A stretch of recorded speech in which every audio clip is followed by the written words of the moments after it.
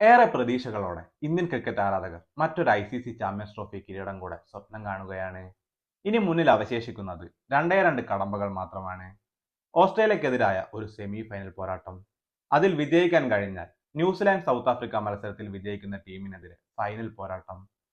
ഈ രണ്ട് കടമ്പകളും മറികടക്കാൻ സാധിച്ചാൽ മുന്നിൽ ഒരു ICC ചാമ്പ്യൻസ് ട്രോഫി കിരീടമാണുള്ളത്. ഇന്ത്യയെ സംബന്ധിച്ചിടത്തോളം വളരെ നല്ലൊരു കാലഘട്ടത്തിലൂടെയാണ് ഇന്ത്യൻ ക്രിക്കറ്റ് കടന്നുപോയിക്കൊണ്ടിരിക്കുന്നത്. അതുകൊണ്ട് തന്നെ ആരാധകരുടെ പ്രതീക്ഷകളും ഏറെയാണ്. ഏതാനും മാസങ്ങൾ അകലെയാണ് നമ്മളൊരു T20 കിരീടം ഇന്ത്യയിൽ എത്തിച്ചത്.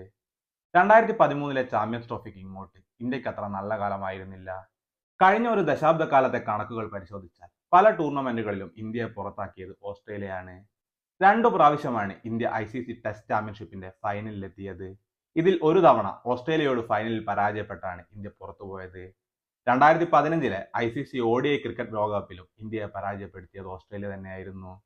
ഏറ്റവും ഒടുവിൽ 2023 ഇന്ത്യയിൽ വെച്ച് നടന്ന ക്രിക്കറ്റ് ലോകകപ്പിലും ഓസ്ട്രേലിയ ഇന്ത്യയെ പരാജയപ്പെടുത്തി, അതും ഫൈനൽ പോരാട്ടത്തിൽ. ആ പ്രതികാരം ഇപ്പോഴും ഇന്ത്യയുടെ മനസ്സിൽ ആളിക്കത്തുന്നുണ്ട്. ഇതാണ് അതിനു പറ്റിയ സമയം. ഓസ്ട്രേലിയക്കെതിരെയുള്ള എല്ലാ പ്രതികാരങ്ങളും കണക്കുകളും തീർക്കാൻ പറ്റിയ സമയം. അതിന് ഇന്ത്യക്ക് കഴിയുമെന്ന പ്രതീക്ഷയിൽ തന്നെയാണ് ആരാധകരുള്ളത്. ഗ്രൂപ്പ് ഘട്ടത്തിലെ എല്ലാ മത്സരങ്ങളും വിജയിച്ചാണ് ഇന്ത്യ സെമിയിലെത്തിയിരിക്കുന്നത്. ഒട്ടുമിക്ക താരങ്ങളെല്ലാം മികച്ച ഫോമിൽ കളിച്ചുകൊണ്ടിരിക്കുന്നു. അതുകൊണ്ട് തന്നെ ഇക്കുറി പ്രതീക്ഷകളുമേറെയാണ്. നാളെ മാർച്ച് 4 ഇന്ത്യൻ സമയം ഉച്ചയ്ക്ക് 2:30 ഇന്ത്യയും ഓസ്ട്രേലിയയും തമ്മിലുള്ള ആദ്യ സെമി ഫൈനൽ പോരാട്ടം നടക്കുന്നത്. ഈ മത്സരം ഇന്ത്യയിൽ ടെലിവിഷനിൽ തത്സമയം സംപ്രേഷണം ചെയ്യുന്നത് സ്റ്റാർ സ്പോർട്ട് നെറ്റ്വർക്കാണ്. ജിയോ ഹോട്ട്സ്റ്റാർ ആപ്ലിക്കേഷൻ ഉപയോഗിച്ച് മൊബൈൽ ഫോണിൽ നിങ്ങൾക്ക് ഈ മത്സരങ്ങൾ കാണാൻ സാധിക്കും.